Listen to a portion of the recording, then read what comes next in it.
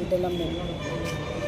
అయితే ఇద్దరు పెళ్ళిళ్ళు చేసిండు. డాడీ చనిపోయిండు ఫస్ట్, తర్వాత అమ్మ కష్టపడి ఇద్దరు పిల్లలకు నాకు 2 పిల్లలు, చెల్లెకి 2 పిల్లలు, ఇద్దరిని బాగా చూసుకుంది. 2 అల్లుల్ని కూడా కన్న కొడుకులు లెక్క చూసుకున్నది.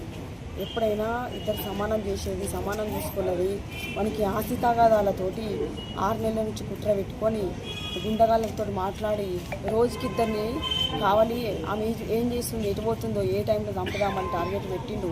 6 నెలల నుంచి నిన్న టైం దొరికించుకొని ఒక ముగ్గురితోటి ఎంట్రీ అయ్యి 4 వ్యక్తులు లోపలికి పోయి మొత్తం మెయిన్ డోర్ పెట్టేసి నోట్లే తువ్వాల పెట్టిండు. ఫస్ట్ నోరు మూపించి ఇద్దరు మొత్తం తువ్వాలతోటి బొండకాయ విసికిండు. బొండకాయ మొత్తం ఇట్లా తువ్వాల పట్టేసి బిర్రుగా అన్ని చంపేసి బెడ్ మీద తీసుకొచ్చి బెడ్షీట్ లెక్క కప్పి నాకేం తెలియకుండా అని బయటకు వచ్చి మాకు ప్రచారంతో దొంగలు పడ్డారు, చెవులు కోసేసిర్రు, ఇట్లా మాకు ఫోన్ చేసిర్రు వేరేటోళ్ళని మాకు అబద్ధం చెప్పిండు. సీసీ కెమెరాల్లో దొరికిండు మాకు.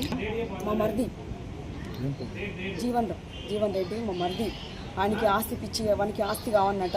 ఆస్తి అడిగితే ఎప్పుడో ఇచ్చేద్దాం కానీ వానికి ఏం కుట్ర పెట్టుకుంటో, వానికి ఏం నాశకాలం పుట్టిందో మా అమ్మని మొత్తం కుట్ర పెట్టుకొని పగతోటి ఆస్తి తగాదాలతోటి పంచాయతీ పెట్టుకున్నాడు. ఇట్లా 6 నెలల చేయబట్టి వాళ్ళతోటి ఎప్పుడున్నా మాకు ప్రాణం కాలే.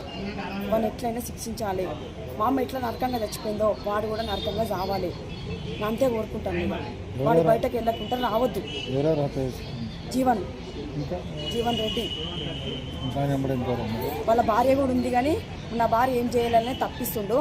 ఇక తర్వాత మొత్తం అన్నీ బయట పడతాయి. వాడైతే ఎట్టి పరిస్థితుల్లో బయటకు రావద్దు. నేను కోరుకునేదే కదా తెలియదు. ఇక తర్వాత అన్నీ తెలుస్తూ ఉంటాయి ఒకటి, కానీ వానికి మాత్రం శిక్ష పడాలి. మా అమ్మ ఎంత నరకం అనుభవించింది. డాడీ చనిపోయింది బాధపడు కన్నా మా అమ్మ ఏం బాధ పెట్టలేదు. ఎవరిని బాగా చూసుకున్నది, మంచిగా పెట్టింది. అన్ని విధాలు చూసుకున్నాక ఆస్తి తగాదాలు వానికి ఆస్తి పిచ్చితోటి చంపిండు. కానీ మాతోటి ఒక్కరోజు ఏం చెప్పలేదు. వాడు మనసులో పెట్టుకొని కుట్రతోటి చేసిండు పని. మొత్తం చంపేసి బయటకు వెళ్ళి నాటకం ఆడిండు. మాతో వానికి ఎట్లయినా శిక్ష పడాలి.